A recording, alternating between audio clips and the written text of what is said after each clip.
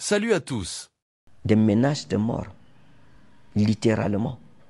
J'ai reçu un appel du petit frère au père de maman Alexandra,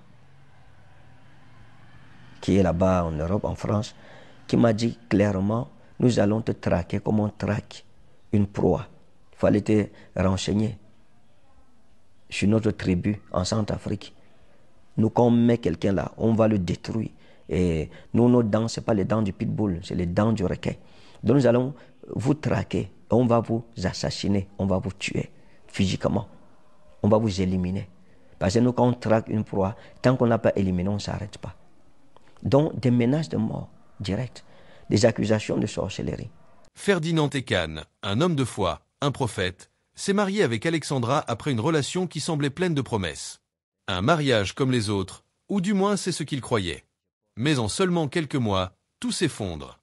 Lors d'une vidéo qu'il a récemment publiée, Ekane a révélé que des examens médicaux avaient révélé une grave maladie que son épouse lui aurait cachée avant le mariage. Cette nouvelle a été un choc. Un tel secret dans un mariage, c'est loin d'être anodin. Imaginez-vous découvrir que la personne avec qui vous avez décidé de passer votre vie vous a dissimulé une information aussi importante. Mais attendez, ce n'est pas tout. Ce n'est que le début d'une histoire encore plus troublante. Une situation familiale déjà tendue allait devenir encore plus explosive. La mère d'Alexandra, une femme visiblement fermement opposée à cette union, entre en scène. Dans une lettre qu'elle aurait envoyée à l'ambassade de France au Cameroun, elle dénonce le mariage et le traite d'opération pour l'acquisition de la nationalité française. Mais ce n'est pas tout. Elle va plus loin. Elle accuse Ekane de vouloir sacrifier sa fille, comme il aurait sacrifié sa première femme. Des accusations de secte, de sacrifice rituel. Ça semble irréel, non? Comment un mariage, censé être une union de deux âmes, peut-il se transformer en un terrain de guerre familiale et d'accusations aussi graves? C'est un véritable casse-tête, et ça ne fait que commencer. Les tensions ne s'arrêtent pas là. Les parents d'Alexandra étaient déjà contre cette union, mais ce sont les grands-parents d'Alexandra, résidant à Bangui, qui ont accepté la dot, provoquant un conflit entre générations et clans familiaux. Ces désaccords ont sans doute alimenté la situation explosive qui se déroule sous nos yeux. Ekane, un homme pieux, se retrouve plongé dans une spirale de conflits familiaux et de soupçons. Alors que la situation devenait de plus en plus compliquée, le prophète Ekane était confronté à des menaces de mort, lancées par l'un des proches d'Alexandra. Cette menace, clairement violente, prend une ampleur encore plus inquiétante lorsqu'on découvre que la mère d'Alexandra aurait insinué que le prophète aurait la mort de sa fille sur la conscience. Une menace de mort lancée à un homme de Dieu? Une famille prête à tout pour défendre son honneur et sa fille? Cela dépasse l'entendement. Nous allons explorer la suite. Mais d'abord, avant de continuer, si vous aimez ce genre de faits divers mystérieux et insolites, n'oubliez pas de liker cette vidéo et de la partager. Nous avons encore beaucoup à découvrir ensemble. Abonnez-vous à la chaîne pour ne rien manquer, et laissez-nous un commentaire juste en dessous avec votre avis. Que auriez-vous fait à la place du prophète Ekane? L'histoire prend-elle un tournant imprévisible à votre avis? Avant de prendre cette décision radicale, Ekane avait déjà connu la douleur. La perte de sa première femme, décédée tragiquement, l'avait profondément marqué. Il vivait alors en veuvage depuis 4 longues années. C'est cette expérience de la perte qui a peut-être amplifié son inquiétude face à la situation actuelle. Ekane avait pris cette nouvelle union avec l'espoir de retrouver un équilibre, une nouvelle chance en amour. Mais en découvrant la maladie cachée d'Alexandra, ses doutes sont devenus des angoisses insurmontables. En décidant de mettre fin à son mariage, il cherchait avant tout à protéger sa réputation et à éviter d'éventuelles accusations liées à la mort de sa première femme. Ne pas vouloir revivre une situation où des accusations de secte et de sacrifice planent au-dessus de sa tête. Le poids de la décision est immense. Finalement, après des mois de tension et d'incertitude, Ekane a pris la décision de divorcer. Lors de son annonce, il explique de manière calme et posée qu'il ne veut plus faire face à des accusations non fondées. Il préfère éviter que son nom soit entaché par ces histoires sordides. Mais au fond, cette rupture est-elle la fin de l'histoire? N'a-t-il pas mis en jeu son propre destin en se mariant avec une femme dont l'histoire familiale semble aussi complexe et troublante? C'est un choix difficile, mais il est fait. Le prophète Ekane met fin à son mariage, mettant ainsi fin à un chapitre plein de promesses et d'espoir. À ce stade, une question reste suspendue dans l'air. Le mariage était-il voué à l'échec dès le départ? Les secrets, les conflits familiaux et les menaces étaient-ils des signes avant-coureurs que cette union n'aurait pas de futur? Et si ce n'était qu'un autre exemple des défis auxquels nous sommes tous confrontés dans nos relations personnelles et familiales, où l'amour et la foi se heurtent parfois à des réalités plus sombres et plus complexes? Et voilà, c'est la fin de cette histoire étonnante et pleine de rebondissements. Qu'en pensez-vous? Une histoire comme celle-ci aurait-elle pu se terminer autrement? Pensez-vous que le prophète Ekan a pris la bonne décision ou qu'il aurait dû se battre pour sauver son mariage? Laissez vos commentaires ci-dessous, nous avons hâte de savoir ce que vous en pensez. N'oubliez pas de liker cette vidéo, de la partager et de vous abonner à notre chaîne pour ne rien manquer des prochains faits divers insolites. À très bientôt pour de nouvelles histoires à couper le souffle. Merci à tous de nous avoir suivis jusqu'ici. À bientôt. 2024 n'a pas été une année facile à cause de certaines rencontres, à cause de certains choix que j'ai eu à faire, dont je porte l'entière responsabilité. En octobre 2023, j'étais invité par un frère et ami à Lille, où j'ai vu pour la première fois Maman Alexandra. Et donc, pendant que j'étais en train de rendre ministère, je l'ai vue et j'ai demandé à son père spirituel qui m'avait invité qui est cette jeune femme. Et il m'a dit, c'est une de mes filles, elle est très sérieuse, elle est bien. Et il savait qu'à l'époque, je cherchais une femme que je voulais épouser. Alors je lui ai dit, j'aimerais après le culte, si tu peux l'inviter dans ton bureau pour que je la voie de plus près. Et ce soir-là, il avait oublié. Le lendemain, j'ai rappelé ça plutôt à son épouse qui a porté la chose à cœur. On a blagué sur ça. Je lui ai dit, toi, tu ne prends pas le problème de ton frère à cœur. Alors après le culte du deuxième jour, je pense, son épouse a invité Maman Alexandra dans le bureau. Nous étions trois. Et je l'ai vu de près. Et c'était quelqu'un de bien. Je l'ai beaucoup apprécié. Et je devais recevoir les gens. Et pendant ces réceptions, elle faisait partie de ces personnes parce que je voulais savoir qui elle était, comment ça allait, comment elle vivait, en fait, connaître qui elle était. Le jour où je devais recevoir les gens, il n'y avait pas de voiture disponible pour moi dans tous les cas. J'ai dit à mon frère qu'il fallait que j'aille recevoir les gens. Il m'a dit, bon, il y a quelqu'un qui va venir te chercher. La personne, au final, n'était pas disponible. La personne m'a demandé de prendre un Uber, c'est-à-dire un taxi. Je n'avais pas jugé digne pour moi de prendre un taxi pour aller recevoir les gens. Alors je lui ai dit, trouve un prétexte et dis aux gens que je ne pourrais pas venir. Parce que pour moi, je ne peux pas le faire à un frère. Je ne peux pas inviter quelqu'un dans mon église et il va recevoir des gens dans mon église et je le laisse aller avec le taxi. Le laisser conduire par un de mes fils, demander à un de mes fils de prendre sa voiture pour le conduire, non, je le ferai moi-même. Parce qu'il faut honorer son invité. Et donc, on n'avait pas eu l'occasion de parler à Maman Alexandra et moi. Mais j'ai demandé à son père spirituel de me trouver son numéro de téléphone. Il a donc convoqué avec sa cousine, il a pris le numéro de téléphone et il m'a remis. Donc, après ça, je suis rentré au Cameroun. En décembre, je suis retourné en France pour l'Exodus Night.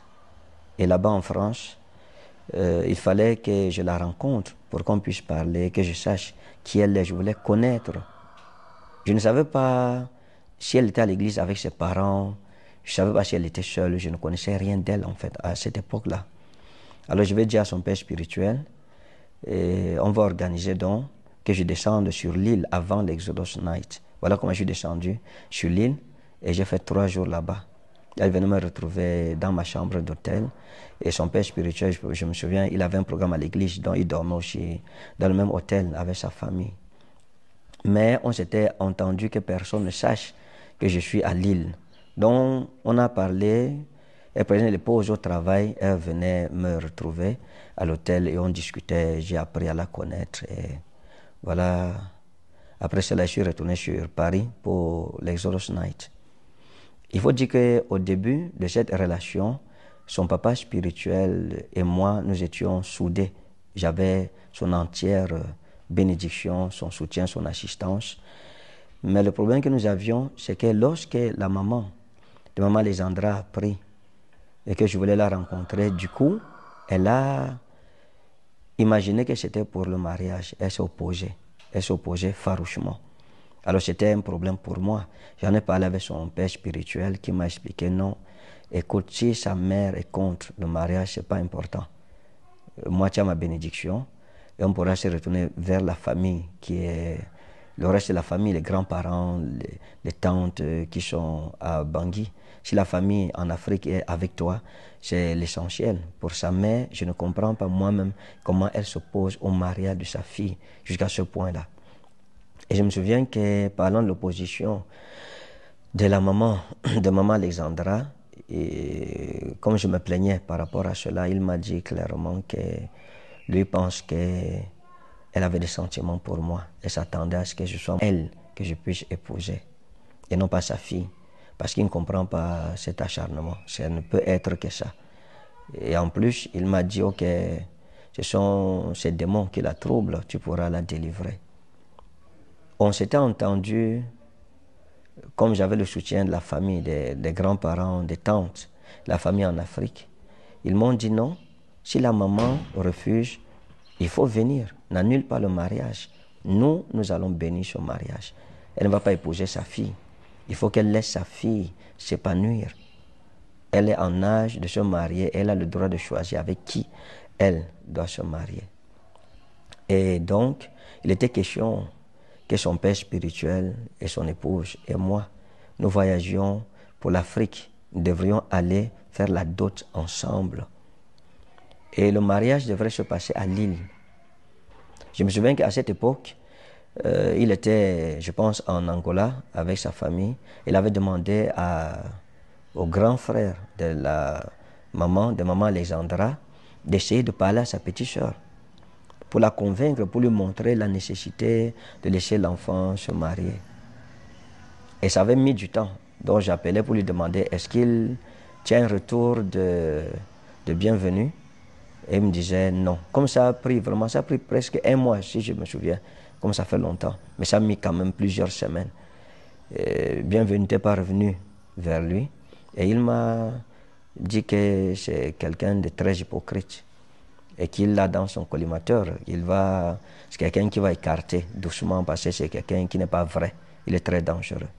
Mais après, je pense que Bienvenue était revenu et avec les résultats de la causerie avec sa petite sœur. Et donc tout était bien en fait.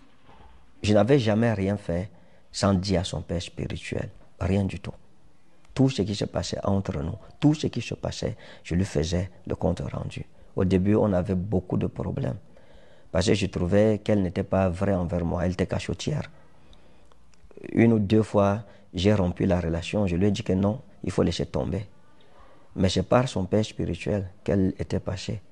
C'est lui qui m'a appelé, il m'a dit non, écoute, c'est une bonne femme, il faut pardonner, il faut lui apprendre des choses. Et sa femme avait dit, maman Alexandra, il ne faut pas être cachotière, c'est un prophète. Si tu caches les choses, il va le savoir.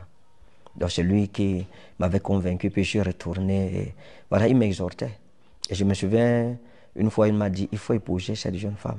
Il a parlé même, je pense qu'il avait même coulé les larmes, il était au volant. Et il m'avait dit, si moi, je n'étais même pas marié, c'est moi, la femme là, je l'aurais épousée. Parce que c'est quelqu'un de bien, c'est quelqu'un de parfait. Il faut l'épouser, mon frère. Et j'avais une vision à Lille, quand je suis allé la rencontrer. J'ai partagé la vision avec lui, à la maison chez lui. Il m'a dit, la vision veut dire que ça, c'est ta femme.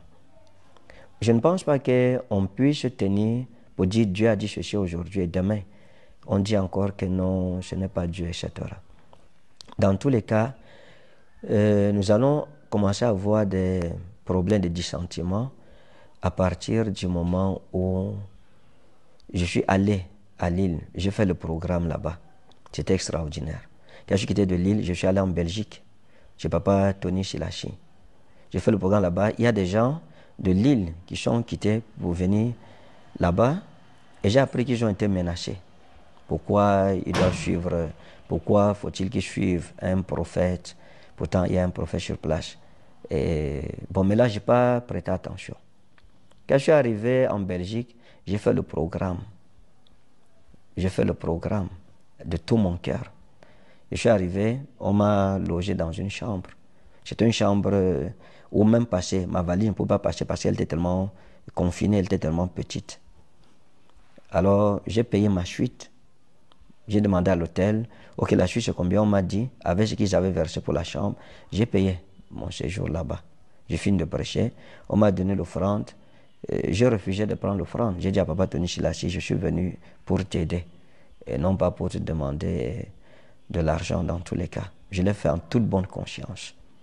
Et je dis encore, je ne me suis jamais détourné ni à gauche ni à droite. Je n'ai jamais rien fait, ni dans le dos de son papa spirituel à Lille, ni dans le dos de Papa Tony Chilassi. J'ai tout fait dans la transparence et dans l'intégrité.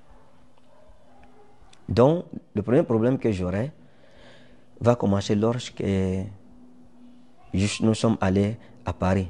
Je lui ai dit, mon frère, j'ai mes enfants, les brebis du troupeau, du pâturage que le Seigneur m'a confié à Paris. Je vais faire un programme à Paris. Quand je finirai mon programme à Paris, je viendrai donc à ton invitation à Lille. Il m'a dit, d'accord, je viendrai à Paris pour te soutenir. Et j'ai fait l'annonce et mes enfants m'attendaient donc à Paris. Mes enfants qui organisent mes campagnes m'ont appelé pour me dire, papa, mais dans la fiche de votre frère, c'est lui qui vous invite plutôt à Paris. Et moi, je n'avais pas remarqué ces affiches que j'avais publiées sur ma page. Quand j'ai regardé, je me suis rendu compte que oui, en fait, il avait mis orateur, invité, prophète Ferdinand Kane. Donc, je l'ai appelé. Et puis, mes enfants m'ont dit aussi que ces enfants l'ont appelé ces enfants ont appelé mon équipe pour dire à mon équipe que les offrandes, ce sont eux qui devraient gérer les offrandes. Donc, mes enfants ne devaient pas toucher les offrandes. Tout ce qu'on donnerait comme offrande, c'est eux qui devraient compter cela. Et ils allaient départager les offrandes. Où il y a mon nom, on me donnerait, où il y a le nom de leur père, ils lui remettraient l'offrande. Donc je l'ai appelé et je lui ai dit, écoute, je t'ai dit que le programme de Paris, c'est moi qui l'organise en fait. Donc si tu viens me soutenir et moi je viendrai à ton église à Lille. Parce que tu ne peux pas faire un programme à Paris et tu fais encore à Lille, ça n'a pas de sens. Je t'ai dit que j'ai des enfants en Europe qui m'attendent. Déjà que ce n'était pas la première fois où j'allais là-bas, en 2019 déjà, j'étais en Europe. Donc, que j'ai appris que tes enfants vont se charger de l'offrande et tout, je pense qu'il y a eu un malentendu. Il s'était engagé à payer la salle qu'il avait payée. Je lui avais dit que si tu penses que ça pèse sur toi, même la salle que tu as payée, je pourrais te rembourser ton argent. Il m'a dit non, ça va. Et il m'avait promis des chaises, des appareils et tout. Après, il a dit ok. Comme c'est ton programme, je croyais que c'était moi qui t'invitais. Bon, pour le reste des choses, là, je me désengage parce que ça coûte cher. Ça va peser sur moi, ce qui était tout à fait normal. Et voilà comment j'ai organisé le programme. Et il a failli ne pas venir parce que cette situation nous a mis dans des dissentiments profonds. Il était devenu un peu réticent vis-à-vis de moi. Je l'ai appelé, j'ai essayé de parler avec lui, m'expliquer, l'encourager à venir et tout. Bon, finalement, il a honoré à ce programme. Et il m'a dit, je ne veux pas vraiment trop rendre le ministère. Tu me donnes un peu la parole, je parle un peu, et puis voilà. Et lorsque je suis allé à Lille, j'ai rendu ministère, je suis allé en Belgique, j'ai rendu ministère, j'ai fait mon programme à Paris. Quand j'ai fait mon programme à Paris, avec lui, il m'a dit, tu vois, c'est toute mon église qui était là, c'est pour ça que la salle était pleine. J'ai dit, d'accord, gloire à Dieu. J'ai fait un deuxième programme. Et comme la salle était pleine, je suis allé chez lui, on a causé. Il m'a dit, ok, tu vois, la salle était pleine parce que j'ai envoyé mes brebis là-bas. Voilà. Je lui ai dit, ah, ce sont des neveux, des nièces. Ils sont chez leur oncle, ne t'en fais pas, j'en prendrai grand soin. Et on a rigolé sur ça. Mais j'étais étonné après de voir que il a commencé à enseigner contre moi, à parler contre ma personne, contre les prophètes, à me dénigrer, à dire du mal sur ma personne. Et la situation était virulente. J'ai fait quelques directs là pour essayer de calmer le jeu, pour nous éviter des conflits inutiles. Mais je me suis rendu compte que la chose était de plus en plus grave. Il y a eu des leaders de son église qui nous ont approchés pour dire qu'ils sont scandalisés de savoir que leur papa passe le temps à prêcher contre moi. Pourtant, il m'avait présenté comme son frère. À partir de ce moment, il a invité Maman Alexandra dans son bureau et il lui a dit de se méfier de moi. Il lui a dit que je suis quelqu'un de très dangereux. Et il y a une histoire que je lui avais racontée par rapport à une jeune dame que j'avais connue avant Maman Alexandra, sur qui j'avais des vues. Je me disais, ok, ça pouvait aller. Et il a raconté à Maman Alexandra que, ok, il y a une telle fille comme ça, voilà ce qui s'est passé avec lui et tout. Or, c'était un secret que je lui confiais. Quand elle m'a rapporté cela, heureusement que j'avais tout dit à maman Alexandra, elle connaissait tout. Donc c'est une histoire qu'elle n'apprenait pas de lui. J'avais pris soin de lui parler de toutes mes rencontres, toutes mes aventures et toutes ces choses-là. Donc il lui a dit de se méfier de moi, de faire attention parce que je ne suis pas une bonne personne. Et quand elle m'a répété cela, je lui ai fait un message. Et je lui ai dit, mon frère, je ne suis pas content. On peut causer entre parents et tu prends notre causerie, tu parles à dire à ta fille et que tu sais sur qui j'ai des vues. Que toi, tu m'as présenté comme une bonne personne au début. Et donc, on a eu le problème à cause du succès à Paris. Il paraît que les gens de son église venaient là-bas. Mais si les gens quittent mon église pour aller ailleurs, chez un frère, pourquoi est-ce que je vais chercher à détruire le frère, détruire son ministère, détruire son image, détruire sa réputation, le faire passer pour Satan et faire passer toute l'œuvre merveilleuse que le Seigneur opère à travers lui à Satan? J'ai mes frères ici. Je vois mes brebis aller là-bas. Je n'ai aucun problème. Je les croise partout, on m'invite, je me rends compte que même parmi les leaders, il y a des gens qui étaient chez moi qui sont partis. Mais je bénis le Seigneur, pourvu qu'il ne rétrograde pas. Mais je n'ai jamais compris cette haine, cet acharnement méchant envers la personne que je suis. Je n'ai jamais compris cela. Donc, le deuxième problème que j'aurais avec lui, c'est par rapport au mariage. Je suis en train de causer un jour et il m'a expliqué que quand je vais célébrer ton mariage, ça sera bien. Je lui ai dit non. Tu ne peux pas célébrer mon mariage. Non. Tu es mon frère. Mon mariage sera célébré par mon père spirituel. Donc je vais lui payer un billet d'avion, il viendra à Lille et c'est là que nous allons faire le mariage. Et à l'époque, je lui avais même demandé que comment est-ce qu'on va célébrer le mariage à Lille avec la maman de maman Alexandra qui s'oppose farouchement. Est-ce qu'elle ne va pas venir faire les bruits à l'église? Il m'a dit non, t'en fais pas, on va maîtriser ça, c'est rien, on va gérer ça. Donc il voulait célébrer le mariage. Quand il me l'a dit, je lui ai dit non, c'est impossible que tu célèbres mon mariage. Parce que tu peux même bénir. Tu es mon collègue. Il faut que ce soit mon père spirituel qui me bénisse, qui bénisse mon mariage. Et là, c'est là qu'il m'a dit, ok, dans ce cas, je ne peux plus m'engager dans cette histoire de mariage. Or, il m'avait dit lui-même que sa valise était déjà prête, sa veste était déjà préparée, tous les vêtements, lui et sa femme, pour le voyage en Centrafrique, pour la dot. On devrait aller faire la dot là-bas et nous devions retourner en France pour faire le mariage et on avait même réfléchi déjà sur comment la transcription devrait se faire. Mais quand j'ai dit que non, il ne peut pas célébrer mon mariage, là, on est devenus des ennemis. Il m'a considéré comme un ennemi à abattre. Il a commencé à parler contre moi, à décourager maman Alexandra, lui disant des choses sur moi qui n'étaient pas bonnes. Et c'est là que j'ai commencé à apprendre qu'il a raconté des choses sur moi. On convoquait les leaders à Lille pour leur dire que moi, quand je viens en France, je draguais les femmes à gauche, à droite. Et que certainement je couchais avec les femmes là-bas à Paris. Je ne suis pas sérieux. Je suis un homme de Dieu qui n'est pas ce qu'il représente. Je couche avec les femmes à gauche, à droite.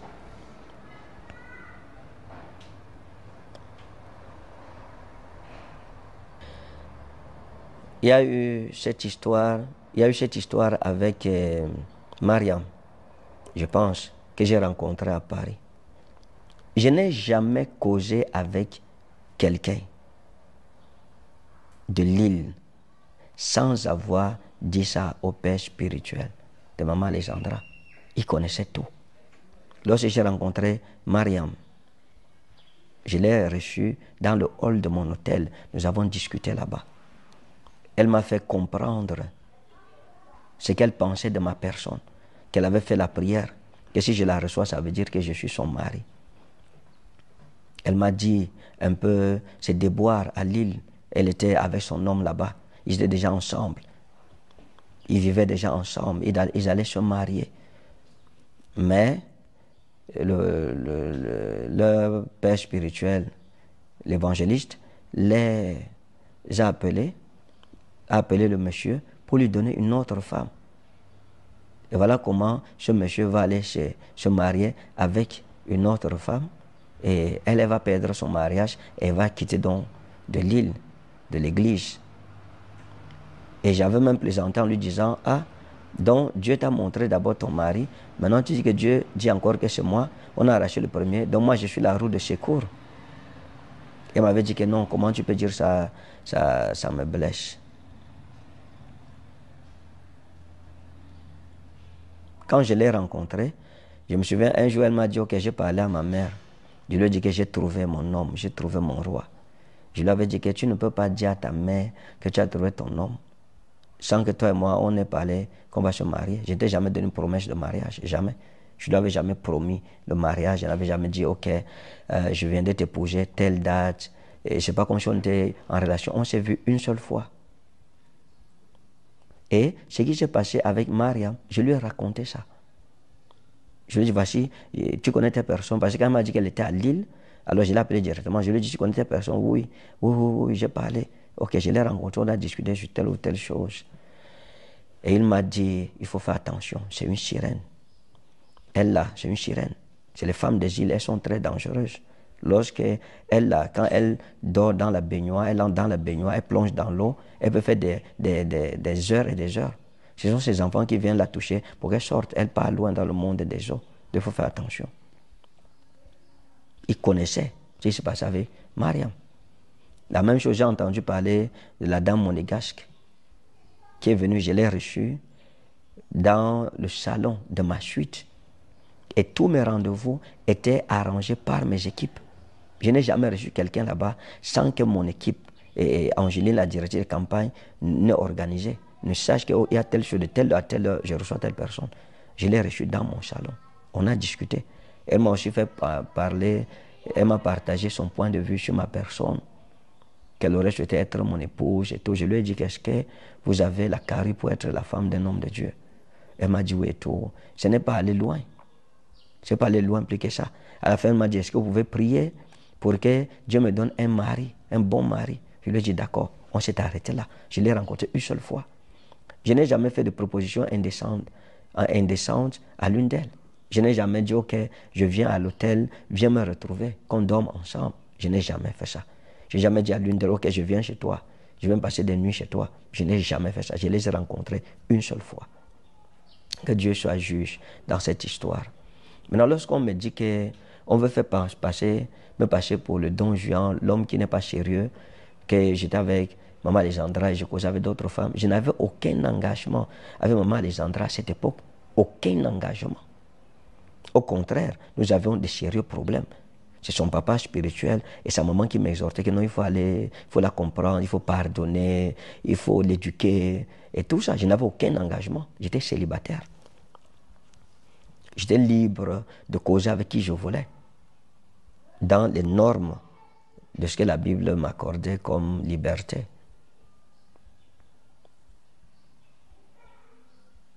S'il fallait me condamner, et me condamner pour un acte répréhensible, il devrait me condamner d'avoir reçu Maman Alexandra dans ma chambre d'hôtel. Elle, je n'étais pas dans une suite, j'étais dans une chambre d'hôtel.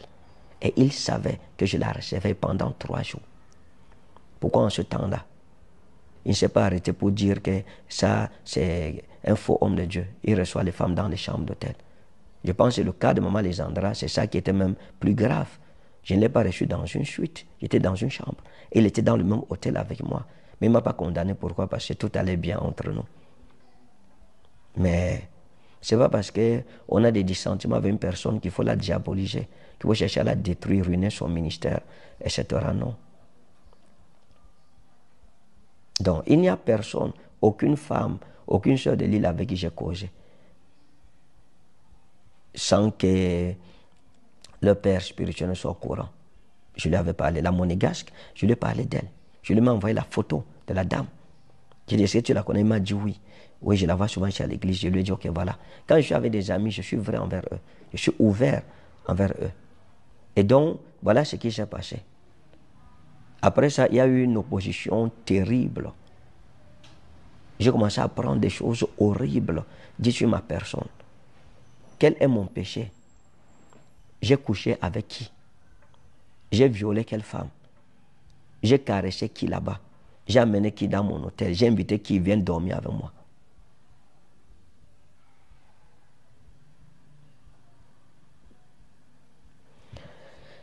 Après toutes ces choses, lorsque j'ai rencontré Maman Alexandra, elle m'a parlé d'un problème clinique qu'elle avait.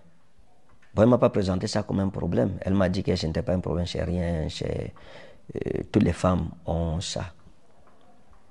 Et donc, quand elle m'a dit ça, je lui ai dit, écoute, la situation si que tu es en train de parler, d'évoquer là, moi je ne peux pas supporter ça. Je ne peux pas vivre ça. Pourquoi? Parce que je viens de vivre une situation que je ne peux pas souhaiter à mes ennemis. Je ne veux même pas souhaiter ça à mes ennemis. J'ai perdu une femme. Les gens m'ont taxé de tout. Ça m'a pris 12 années de ma vie. 7 ans de maladie où je me suis battu. J'ai dépensé d'énormes sommes d'argent. J'ai été à ses côtés. C'est moi qui la lavais. C'est moi qui la nourrissais. Et après, elle est partie. J'ai fait près de 4 années de veuvage. 4 années où j'ai été insulté, crucifié, saboulé, houspillé, traité de sorcier et de tout. En sorte que ce n'est même plus la douleur de la perte de l'être aimé qui vous détruit de l'intérieur. Mais c'est la méchanceté que les hommes disent de vous. Mais Dieu n'a point permis que cette situation m'anéantisse. Je me suis relevé de mes cendres. Et je lui ai dit, comme je suis en train de me relever de mes cendres, pour moi, je ne peux plus jamais admettre dans ma vie vivre une telle chose 2 fois. Même à Dieu, je lui ai dit, cette épreuve-là, la coupe là, je ne peux plus la boire. Si tu m'imposes encore cette coupe, je préfère démissionner du ministère que de passer encore par le feu par lequel je suis passé. Donc, je lui ai dit que si c'est une situation qui peut me faire encore repasser par où je viens de sortir, à peine je viens de sortir, que je dois replonger, je lui ai dit non, je ne peux pas.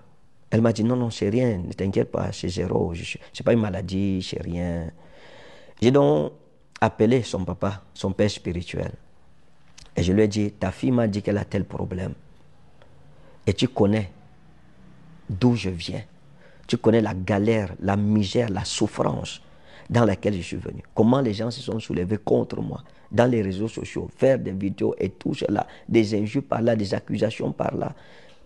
Je lui ai dit, je ne peux pas revivre la même situation 2 fois dans ma vie. Il m'a dit, n'aie pas peur, il n'y a rien du tout. Dieu ne permettra pas, ton Dieu est fidèle, il ne permettra pas que tu revives la même situation. Donc, tu peux avancer. Tu as ma bénédiction, n'aie pas peur. Mais jusque-là, j'avoue que j'étais un peu à chaque fois sceptique. Et donc, je pense que c'était fin 2023, je pense que c'est 2023, là au début 2024, j'ai donc demandé à Maman Alexandra d'aller faire un examen, un bilan de santé, parce que je voulais voir ce que l'hôpital disait. Elle est allée à l'hôpital, à l'époque, elle m'a envoyé la vidéo du médecin. Et le médecin disait que non, c'est rien, on peut vivre avec. Et puis elle m'a dit, tu vois, ça veut dire tout. Et la situation est allée comme ça. Donc quand sa maman apprend que je veux l'épouser, elle s'est soulevée contre moi. Ça n'a pas été facile pour moi. Pas seulement elle, une bonne partie de la famille. Ça a été les moments les plus difficiles de ma vie. Les moments les plus durs. Les moments les plus compliqués de ma vie. J'ai été insulté. J'ai été méprisé. Mon amour propre a été bafoué, mon ministère traîné dans la boue. On m'a dit de toutes les paroles, des menaces de mort, littéralement. J'ai reçu un appel du petit frère au père de Maman Alexandra, qui est là-bas en Europe, en France, qui m'a dit clairement, nous allons te traquer comme on traque une proie. Il fallait te renseigner sur notre tribu en Centrafrique. Nous, quand on met quelqu'un là, on va le détruire. Et nous, nos dents, ce n'est pas les dents du pitbull, c'est les dents du requin. Donc nous allons vous traquer, on va vous assassiner, on va vous tuer physiquement. On va vous éliminer. Parce que nous, quand on traque une proie, tant qu'on n'a pas éliminé, on ne s'arrête pas. Donc, des menaces de mort directes, des accusations de sorcellerie. J'entends dire que j'ai enlevé une femme, une jeune fille qui habitait avec sa mère. Et je l'ai arrachée de sa mère sans rien respecter. C'est faux. Je n'ai rien fait par moi-même. J'ai tout fait en respectant les principes du mariage en Afrique. Ce n'est pas le premier mariage où la mère ou le père s'opposent. Non, c'est arrivé plusieurs fois. Il n'y a rien que j'ai eu à faire sans les directives des grands-parents et de la famille à Bangui. Non. Lorsque la maman de Maman Lésandra s'opposait au mariage, c'est la famille. Ce sont ses parents qui m'ont encouragé.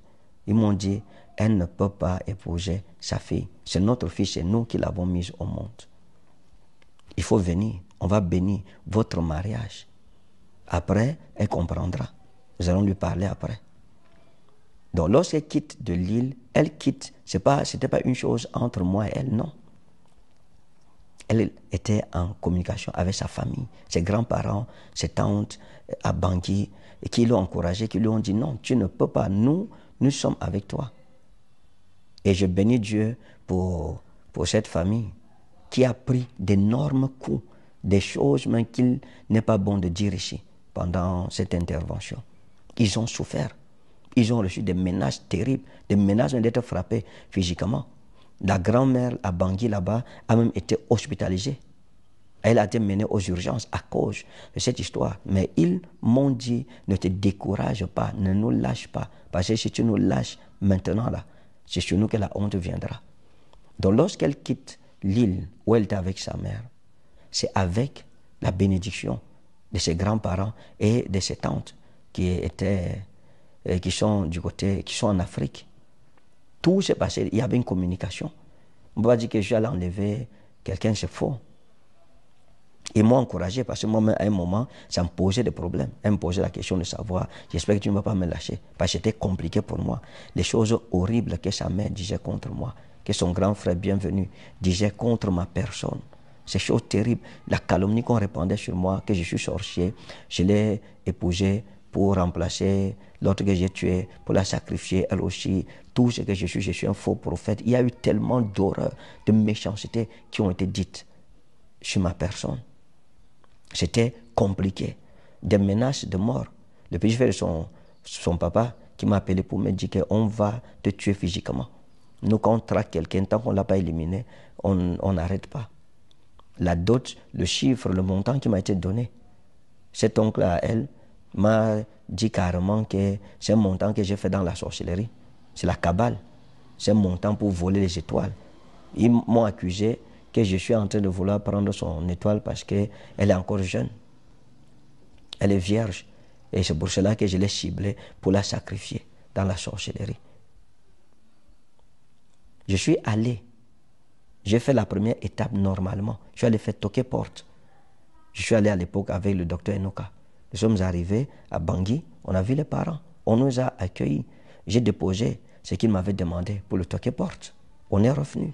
On m'a envoyé la liste de la dot. J'ai dit qu'on traduise la liste en argent. Il y a la vidéo pour ça. La vidéo où elle était bénie par ses grands-parents. Et j'avais acheté des billets d'avion de près d'une douzaine de personnes. On devait se rendre à Bangui pour célébrer la grande dot. Et puis, la famille à Bangui m'a dit non, il ne faut plus venir parce qu'il y a des menaces de mort ici. Il y a même le père d'Alexandra qui nous menace ici. Et puis ses parents, son oncle bienvenu, ils ont pris des résolutions ici pour vous attaquer physiquement. On nous a avertis à Bangui. Voilà comment Jeanne le voyait. Elle est allée déposer la dot. Et les grands-parents ont pris la dot avec ses tantes là-bas. Ils l'ont bénie. Elle est revenue. Et voilà comment le mariage a été fait. J'ai acheté les billets d'avion. Les billets étaient déjà achetés. pour sa tante et puis pour les grands-parents. J'avais fait des réservations, il restait juste le passeport. Et malheureusement, ils n'ont pas pu venir. Pas parce qu'elle était abandonnée, mais à cause des menaces énormes qui étaient sur elle.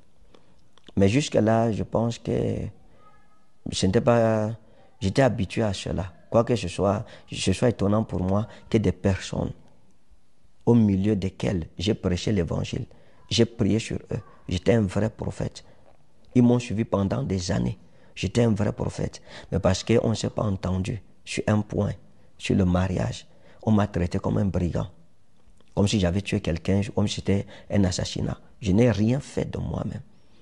J'étais orienté, encouragé, soutenu par les grands-parents et par la famille à Bangui. Je l'ai fait, j'ai reçu la bénédiction. Ils m'ont dit, c'est notre fille, si c'est nous qui l'avons accouché, nous on prend la dot. Ils ont pris la dot. En quoi suis-je coupable? Pourquoi aujourd'hui chercher à détruire mon ministère? Donc j'ai été combattu. Il y a une volonté manifeste à en finir avec moi, à en découdre avec moi, à détruire mon ministère et même à faire que je n'aille plus en Europe. On a commencé à m'accuser que je l'ai épousée pour la vendre dans la sorcellerie, pour la tuer comme j'ai tué la maman de Jemima. Est-ce qu'on peut dire des choses comme ça à un être humain? Est-ce que c'est gentil? Pour quelqu'un avec qui vous étiez bien, que vous honoriez, parce que vous n'êtes pas d'accord sur un point, il faut le salir à tout prix. Dire que tout ce que je fais, c'est la sorcellerie. Je suis un charlatan. Je suis un sorcier. Mon argent, c'est sale. Insulter les grands-parents Bangui. Ils ont pris l'argent parce qu'ils sont pauvres. Aller jusqu'à écrire aux institutions françaises, porter plainte contre moi, mes amis. Voici un document que la maman de maman Lésandra a écrit à l'ambassade de France au Cameroun. Il y a une autre institution là-bas en France contre ma personne. Je vais lire juste quelques extraits. Monsieur le consul, je me permets de vous écrire afin de porter à votre connaissance une situation préoccupante concernant un mariage qui va être contracté dans le but manifeste de détourner les lois sur l'immigration, ce que l'on appelle communément un mariage gris. Je souhaite attirer votre attention sur le mariage qui sera célébré entre Alexandra Agnès, née le Tata à Yaoundé, de nationalité française, et résidant avec moi sa mère, et Ferdinand Ekane, aussi connu sous le titre de prophète Ferdinand Ekane, nationalité camerounaise, résident au Cameroun, en date du 24 octobre 2024 à Douala. Après plusieurs constats, il semble évident que cette union a été contractée dans l'objectif d'acquisition de la nationalité française, de séjour sur le territoire français, et non dans le cadre d'un véritable engagement affectif ou familial. En effet, j'ai personnellement observé plusieurs comportements et circonstances qui me font craindre qu'une fraude soit en cours. Sincèrement. Soyons sérieux. Ai-je besoin de nationalité? Ce n'est pas tous les Africains qui rêvent d'aller habiter en Europe. Ce n'est pas tous les Africains qui rêvent d'avoir la nationalité. Ce n'est pas une nationalité européenne, non.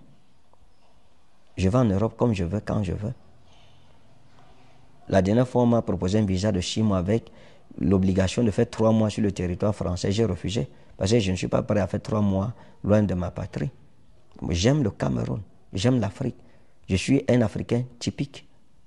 J'aime ma nation. Dieu m'a béni dans mon pays. Je sers Dieu au milieu de mon peuple. Je l'ai épousé par amour, non pas pour avoir les papiers pour voyager. Voyager n'est pas un problème pour moi. Et si je veux la nationalité, je ne suis pas obligé de passer par cette voie-ci. Je peux l'avoir. Parce que je vais en France, n'importe où là-bas, comme je veux. Comment faire ça à quelqu'un, un homme de Dieu, pour fermer les portes des nations devant moi? Juste pour une histoire comme celle-ci, pour un bienfait, pour un acte louable que j'ai posé. Je l'ai posé par amour. Je l'ai honoré. Je l'ai honoré comme un homme doit honorer sa femme. Monsieur Ferdinand Ekane est devenu veuf et certains fidèles ont identifié ma fille comme future épouse désignée par Dieu. Je suis devenu veuf. Est-ce qu'on décide de devenir veuf? C'est Dieu qui me l'a imposé. Que Dieu soit juge dans cette histoire. Qu'il soit juge, qu'il soit témoin entre nous tous. Ce n'est pas les fidèles qui ont choisi. Non. Aucun fidèle n'a choisi, personne n'a connaissé Arema. C'est un mensonge devant les autorités, contre un homme de Dieu. Comment, à cause d'une histoire comme celle-ci, pouvez vous attaquer à l'église du Dieu vivant, vous attaquer au Dieu vivant, au Saint-Esprit, attribuer ce que Dieu a fait? Je ne veux pas me fâcher. C'est juste triste et lamentable, ce genre de comportement. Allez écrire aux institutions françaises. Je tiens à souligner que mon intention en vous adressant cette lettre est de contribuer à la préservation de l'intégrité des institutions françaises et de m'assurer que les lois en matière d'immigration soient respectées. Si besoin, je suis prête à fournir des informations supplémentaires ou à témoigner. Je vais également faire un signalement à la mission interministérielle de vigilance et de lutte contre les dérives sectaires en relatant ce que nous y avons vécu. Elle me traite de sectaire. Elle traite l'Église de secte pernicieuse, le christianisme de secte pernicieuse. Et elle va porter plainte contre moi dans une institution pour dire que je suis sectaire. Pourquoi? Pour que le ministère soit banni de l'Europe. Et quand elle dit clairement dans sa note, je vais également faire un signalement à la mission interministérielle de vigilance et de lutte contre les dérives sectaires en relatant ce que nous y avons vécu. Qu'elle dit nous, elle-même son pasteur dedans, son pasteur de l'île. Qu'elle dit, pour dire les choses relatées, ce que nous y avons vécu, c'est-à-dire les horreurs sectaires qu'elles ont vécues, ou dans ces milieux, or elle sort de l'île, elle persévère à l'île. Donc ça veut dire que même son pasteur là-bas, c'est une plainte déposée pas seulement contre moi, mais aussi contre son pasteur. Comme pour dénoncer que nous sommes une secte. Pourquoi, mes amis? Pourquoi autant de haine, autant de méchanceté? Pourquoi? Je vous prie de bien vouloir examiner cette situation avec la plus grande attention et de prendre des mesures nécessaires. Le message est clair. Dans tous les cas, ceci montre tout simplement la volonté de détruire ma personne, de m'anéantir. Je me disais quelque part qu'après le mariage, quand même, les choses se calmeraient. Mais rien n'a changé après le mariage. La famille à Bangui a continué d'être menacée. J'ai continué à être traité d'un sorcier, d'un méchant, et d'être accusé littéralement que c'est moi qui ai tué la maman de Jemima et que j'ai épousé leur fille pour la vendre aussi dans la sorcellerie. Et je me souviens, une fois, la maman de maman Alexandra a dit à sa tante, à Bangui, que vous aurez la mort de ma fille sur vos consciences parce que vous l'avez envoyée chez un sorcier. Il va la tuer. Bientôt, elle va mourir. Dans ces circonstances, un jour, pendant que maman Alexandra sortait de la douche, j'ai remarqué une anomalie sur elle. Et ça m'a déboussolé. Ça m'a anéanti. Elle a vu comment j'étais anéanti. Je lui ai demandé, mais ça c'est quoi ça? Elle m'a dit, non, non, c'est rien tout. Je lui ai dit, non, non, il faut qu'on fasse des examens. On est à l'hôpital, on a fait des examens. Là, j'ai insisté formellement et on a fait des examens. Lorsqu'on a fait les examens, je suis allé prendre le résultat. Quand j'ai pris le résultat, j'ai vu ce qui était écrit dedans. J'ai envoyé l'annonce, la nouvelle à sa tante, à Bangui, qui a informé sa mère. Et sa mère, le retour qu'elle a donné, c'était que sa fille n'avait aucun problème. C'est moi qui lui ai donné la maladie ici, comme je l'ai fait avec la maman de Jemima.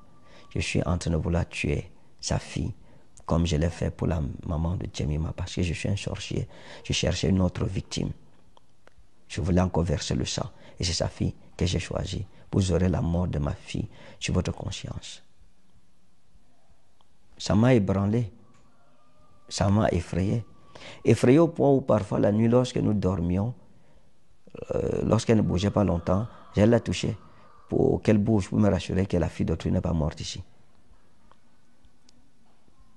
Quand on a fait les examens, j'ai pris les résultats. Le médecin m'a dit, prophète, cette histoire c'est très compliqué. Il faut une opération imminente et urgente. Parce que la situation est telle que si vous ne prenez pas une mesure immédiate là, vous risquez de vous retrouver dans une situation très compliquée, peut-être plus compliquée encore que la première. Alors quand je suis revenu, j'ai parlé avec maman Alexandra. Je lui ai dit, je ne suis pas du tout content de toi. Je ne suis pas content. Et je lui ai dit ça pendant plusieurs jours. Je lui ai dit, je ne suis pas du tout content de toi. Parce que cette situation, tu m'aurais évité cela. Je t'avais bien dit que si tu as un problème, tu connais par quoi je suis venu, d'où je sors, la tribulation que j'ai vécue. Je ne peux pas revivre ça 2 fois. Donc sois véridique avec moi. Mais tu n'as pas été véridique envers moi. Tu m'as caché la vérité. Parce que tu ne m'as jamais montré les résultats médicaux de tes examens. Parce que tu savais que si je voyais un seul de ces résultats, le mariage n'aurait pas eu lieu. Et ça, c'est clair. Le mariage n'aurait pas eu lieu. Parce qu'en évoquant seulement la situation, quoique disant que ce n'était pas un problème, non, j'avais arrêté d'abord tout. C'est son père spirituel qui m'a dit non, n'aie pas peur, il faut aller. Je lui ai dit, tu savais consciemment que si tu prenais un résultat médical comme ça, tu me présentais et que je lisais le résultat là, le mariage n'aurait jamais eu lieu. Tu n'as pas été transparente envers moi. Tu t'es dit, ok, bon, je ne peux pas lui dire tout. Pour ça qu'on est marié, peut-être, il va découvrir, moi, on sera déjà marié. Pourtant, tu avais des résultats. Chaque année, comme tu m'as dit, tu faisais les contrôles chaque année. Et ta maman était au courant. Maintenant, quand le résultat sort, je t'ai informé, la maman, elle dit que sa fille n'avait pas un problème grave. C'est ici que je lui ai donné la maladie pour la tuer comme j'ai tué la maman de Jemima. Je lui ai dit, tu m'as mis dans une situation très dangereuse. Maintenant, on m'accuse d'être à l'origine de cette situation médicale. Pourtant, j'y suis pour rien. Ta mère dit que tu n'as aucun problème. Pourtant, il y a des résultats. Et j'ai frappé donc du poing, j'ai dit à maman Alexandra, sors-moi les résultats des années antérieures. Elle m'a donc sorti les résultats de 2021, 2022 et 2023. Et c'est là que mes yeux s'ouvrent. Et je lui dis, attends, en 2023, j'étais envoyé d'aller faire cet examen. Pourquoi tu ne m'as pas présenté le résultat? Tu m'as caché le résultat, pourquoi? Tu m'as envoyé l'audio de ton médecin qui disait qu'il n'y a rien. Mais tu m'as caché le résultat qu'on t'a donné. C'est là qu'elle m'a sorti le résultat. J'ai dit, si j'avais vu ce résultat, je ne serais pas engagé.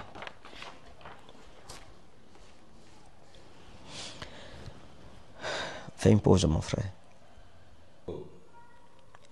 J'ai expliqué à maman Alexandra que tu m'as mis dans une situation terrible.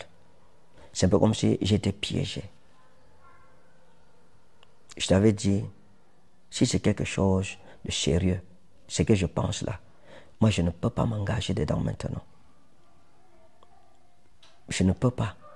Parce que j'ai fait 12 ans, perdu 12 ans, investi 12 ans, 7 ans où j'étais avec la maman de ma malade. J'ai souffert, j'en ai souffert. Et 4 ans de veuvage où j'ai souffert. Ma famille a souffert avec moi. Mes amis ont souffert avec moi. Tout notre ministère a souffert. Les membres de notre église en ont souffert. Et ce n'est pas une voie, une souffrance que je peux accepter moi-même revivre là maintenant ou faire encore entrer les gens dans le même engrenage mortel. Non. À peine je viens de me marier. Et à peine on entend encore que, il est encore à l'hôpital avec sa femme. C'est toujours une histoire d'opération. Mais je lui ai dit, mes ennemis, je leur donnais du pain sur la planche. Je leur donnais de quoi encore me crucifier. Les gens diront quoi? Cette fois-ci, il était trop pressé, il n'a même pas attendu longtemps. Quelques mois seulement, il a sacrifié celle-là. Il y avait ta famille qui dit que je suis sorcier. C'est ton étoile que je suis en train de vouloir voler. pour pouvoir aller en Europe et tout cela. Je veux te tuer, comme j'ai tué la maman de Jemima. Je lui ai dit, ces prédispositions hostiles contre ma personne ne me donnent même pas la possibilité de risquer une telle situation. Maintenant, le médecin dit qu'il faut une opération urgente. On ne sait pas comment les opérations peuvent se passer. Je veux dire que ta mère qui nie ton état, aujourd'hui, on t'amène pour t'opérer, on va dire quoi? Notre fille n'a aucun problème maintenant, depuis elle vient à peine de se marier, la voilà dans un bloc opératoire pour une histoire qui était là avant que je ne te connaisse, mais dont tu n'as pas voulu me parler. Parce que tu te disais que si tu me dis, il n'y aurait pas eu le mariage, tu avais peur de perdre le mariage. Il fallait être vrai envers moi. Tu n'as pas eu pitié de moi ni de mon ministère. Maintenant, qu'est-ce qu'il faut faire? Je ne peux pas m'engager, prendre le risque avec des accusations de sorcellerie si virulentes venant de ta famille.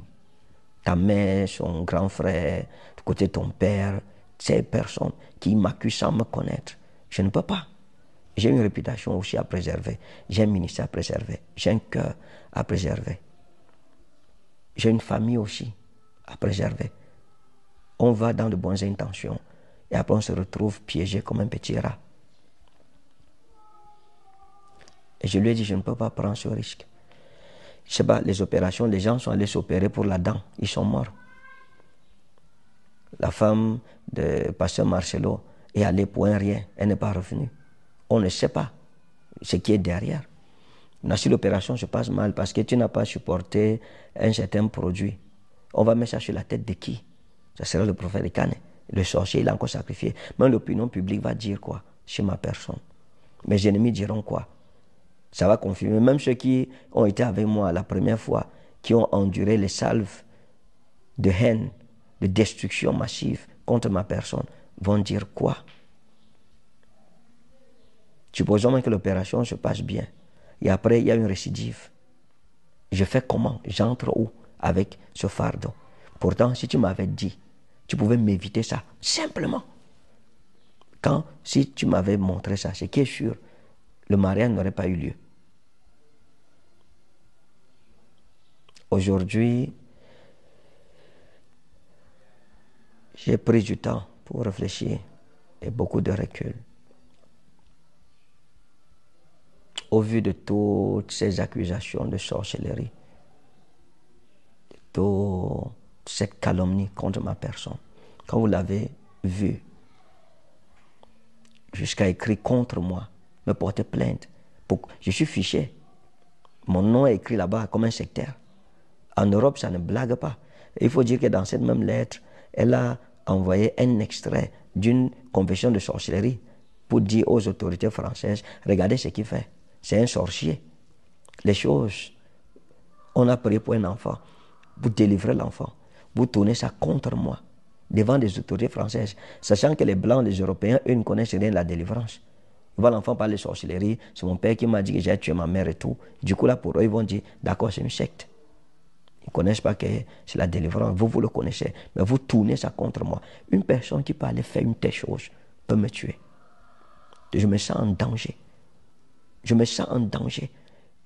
Ils ne m'ont épargné en rien. Ils n'ont eu compassion de moi en rien. Je n'ai pas posé un acte répréhensif par la loi. J'ai posé une femme en bonne et due forme. Et j'étais accompagné par sa famille. Devant une telle situation maintenant, avec le bilan, le résultat médical qui demande une opération urgente et qu'on dise que c'est moi qui suis la cause de cette maladie parce que je veux l'éliminer, la sacrifier, je ne peux plus faire un pas en avant.